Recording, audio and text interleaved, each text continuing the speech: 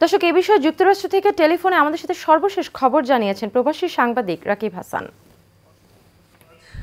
যুক্তরাষ্ট্রের রাজধানী ওয়াশিংটন ডিসির রোনাল্ড রিগান জাতীয় বিমানবন্দরের কাছেই একটি যাত্রীবাহী বিমান এবং সামরিক হেলিকপ্টারের মধ্যে সংঘর্ষের ঘটনা ঘটেছে।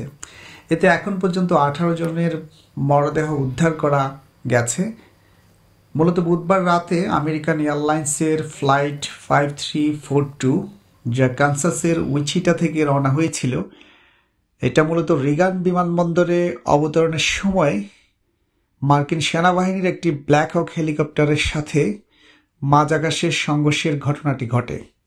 আর এই সংঘর্ষের পর উভয় উড়োজাহাজ পোটোম্যাক নদীতে বিধ্বস্ত হয়। বিমানটিতে 64 জন আরোহী ছিলেন বলে জানা গেছে। উদ্ধারকর্মীরা পোটোম্যাক নদী থেকে এখন পর্যন্ত 18টি মরদেহ উদ্ধার করেছেন।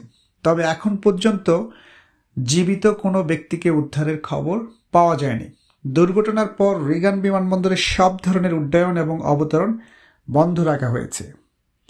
এদিকে মার্কিন ফেডারেল এভিয়েশন অ্যাডমিনিস্ট্রেশন এবং জাতীয় পরিবহন নিরাপত্তা বোর্ড এই ঘটনাটির তদন্ত শুরু করেছে।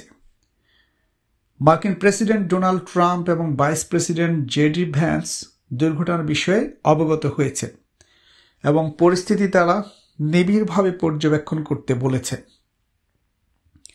উদ্ধার অভিযান অব্যাহত রয়েছে এবং হতাহতের সংখ্যা আরও বাড়তে পারে বলে আশঙ্কা করা হচ্ছে।